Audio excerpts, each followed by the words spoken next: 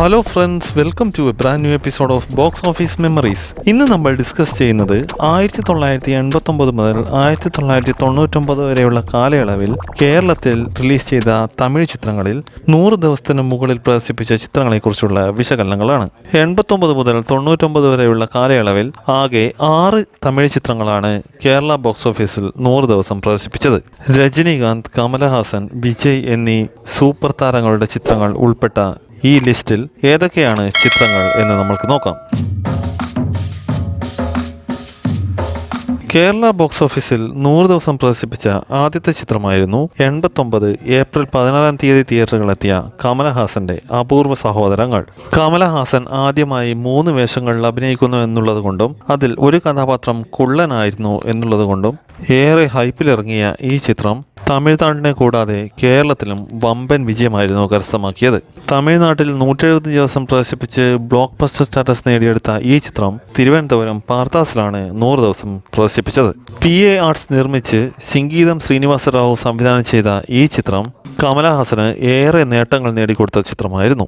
ഗൗതമിയും രൂപിണിയും നായികമാരായി എത്തിയ ഈ ചിത്രത്തിൽ ഇളയരാജയുടെ സംഗീത സംവിധാനത്തിലൊരുങ്ങിയ ഒട്ടുമിക്ക ഗാനങ്ങളും സൂപ്പർ മെഗാ ഹിറ്റുകളായിരുന്നു. ഈ ചിത്രത്തിന്റെ വിജയത്തിന് ഗാനങ്ങൾ വഹിച്ച പങ്കും വളരെ വലുതായിരുന്നു.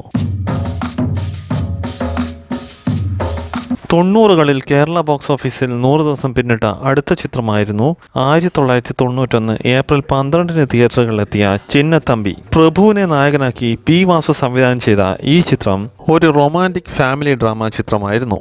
ഖുശ്ബു നായികയായി എത്തിയ ഈ ചിത്രം മികച്ച തിരക്കഥയുടെ പിൻബലത്തിൽ കുടുംബ പ്രേക്ഷകരുടെ ഗംഭീര പിന്തുണയിൽ ബ്ലോക്ക് ബസ്റ്റർ വിജയമാണ് അക്കാലത്ത് തമിഴ്നാട്ടിലും കേരളത്തിലും ഒരേപോലെ നേടിയത്.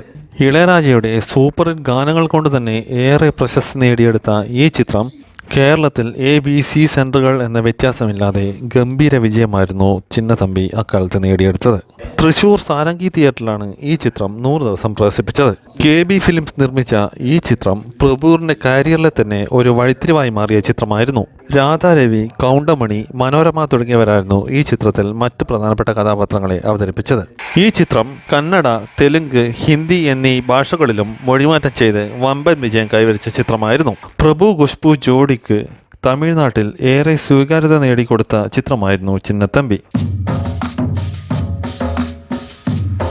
കേരള ബോക്സ് ഓഫീസിൽ 100 ദിവസം കംപ്ലീറ്റ് ചെയ്ത തമിഴ് ചിത്രങ്ങളിൽ അടുത്തതായിരുന്നു 1993 ജൂലൈ 31 തീയതി തിയേറ്ററുകളിലെത്തിയ ജെന്റിൽമാൻ.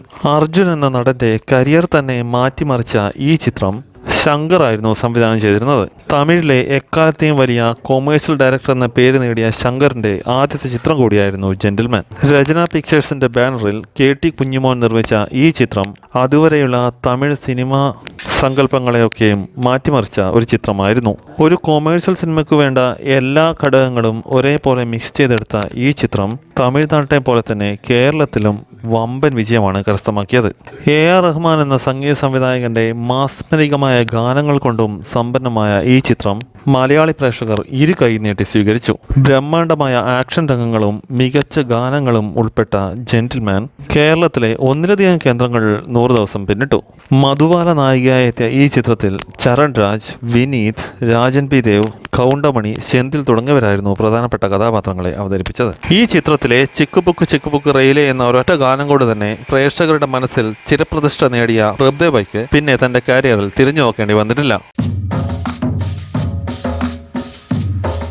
കേരളത്തിൽ 100 ദിവസം പിന്നിട്ട അടുത്ത ചിത്രമായിരുന്നു 1995 ജനുവരി 12 തീയതി തിയേറ്ററുകളിലെത്തിയ രജനീകാന്തിന്റെ ഭാഷ.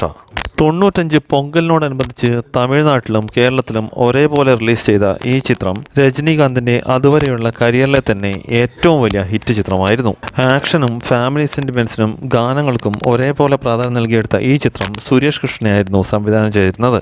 സത്യ മൂവീസ് നിർമ്മിച്ച ഈ ചിത്രം തമിഴ്നാട്ടിൽ 250 ദിവസം പ്രദർശിപ്പിച്ച് ഇൻഡസ്ട്രി ഹിറ്റായി മാറിയപ്പോൾ കേരളത്തിൽ തിരുവനന്തപുരം SL കോംപ്ലക്സിൽ 125 ദിവസമാണ് പ്രദർശിപ്പിച്ചത്.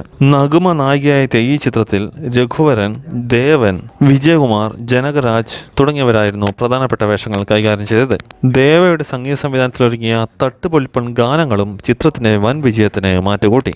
രജനീകാന്ത് മാണിക്കം എന്ന ഓട്ടോ ഡ്രൈവറായും മാണിക് ഭാഷ എന്ന ഗാങ്സ്റ്ററായും ഗംഭീര വേഷപ്പകർച്ചയിൽ തകർപ്പൻ പ്രകടനം കാഴ്ചവെച്ച ഈ ചിത്രത്തിൽ ഞാൻ ഒരു തടവൈ സ്വന്ന 100 തടവൈ സ്വന്ന മാതിരി എന്ന സൂപ്പർ ഹിറ്റ് ഡയലോഗും ചിത്രത്തിന്റെ വിജയത്തിന് പ്രധാന പങ്കുവഹിച്ച ഘടകങ്ങളിലൊന്നായിരുന്നു.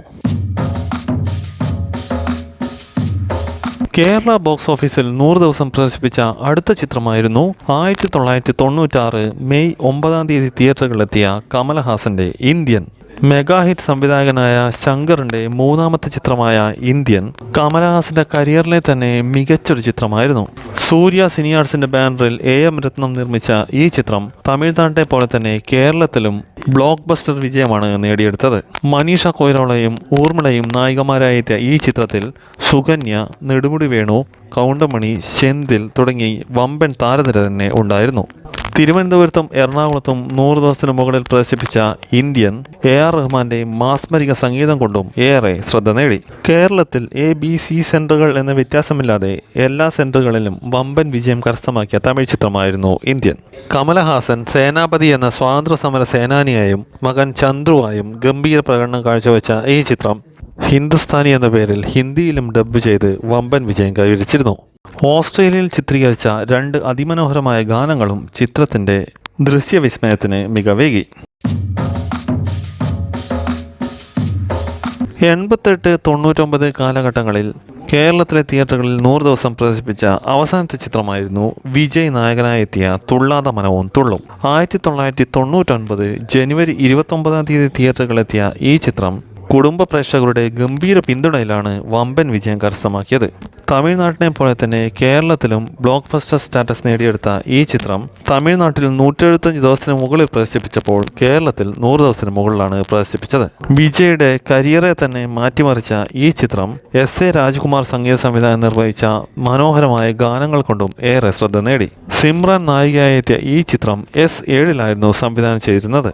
സൂപ്പർ ഗുഡ് ഫിലിംസിന്റെ ബാനറിൽ RB ചൗധരി നിർമ്മിച്ച തുള്ളാത മനവും തുള്ളും ആക്ഷൻ എന്റർടൈനർ കാറ്റഗറിയിൽ ഇല്ലാത്ത ഒരു ചിത്രമായിരുന്നിട്ട് കൂടി കേരളത്തിൽ വമ്പൻ വിജയം കൈവരിച്ചത് വിജയുടെ കരിയറിലെ തന്നെ വൻ നേട്ടമായിരുന്നു. കുടുംബ പ്രേക്ഷകരെ കണ്ണീരിലാഴ്ത്തുന്ന ഹൃദയസ്പർശിയായ രംഗങ്ങളും ചിത്രത്തിന്റെ വിജയത്തിന് നിർണായകമായ പങ്കുവഹിച്ചു. ആകെ സമ്മറി നോക്കുമ്പോൾ 88-99 കാലഘട്ടങ്ങളിൽ കേരളത്തിൽ 100 ദിവസം പ്രദർശിപ്പിച്ച തമിഴ് ചിത്രങ്ങളിൽ 2 ചിത്രങ്ങളാണ് കമൽഹാസൻ്റെതായുള്ളത്. രജനീകാന്ത്, വിജയ്, അർജുൻ, പ്രഭു എന്നിവരുടെയും ഓരോരോ ചിത്രങ്ങൾ കേരളത്തിൽ 100 ദിവസം പ്രദർശിപ്പിച്ചു. ഇത്രയുമാണ് 88-99 കാലഘട്ടങ്ങളിൽ 100 ദിവസം പ്രദർശിപ്പിച്ച തമിഴ് ചിത്രങ്ങളെക്കുറിച്ചുള്ള വിശകലനങ്ങൾ. ഈ വീഡിയോ നിങ്ങൾക്ക് ഇഷ്ടമായത് കരുതുന്നു. വീഡിയോ ഇഷ്ടമായവർ ചാനൽ സബ്സ്ക്രൈബ് ചെയ്യുക, നോട്ടിഫിക്കേഷന് വേണ്ടി ബെൽ ഐക്കൺ ക്ലിക്ക് ചെയ്യുക. മറ്റൊരു വിഷയമായി അടുത്ത വീഡിയോയിൽ കാണുന്നത് വരെ നന്ദി, നമസ്കാരം.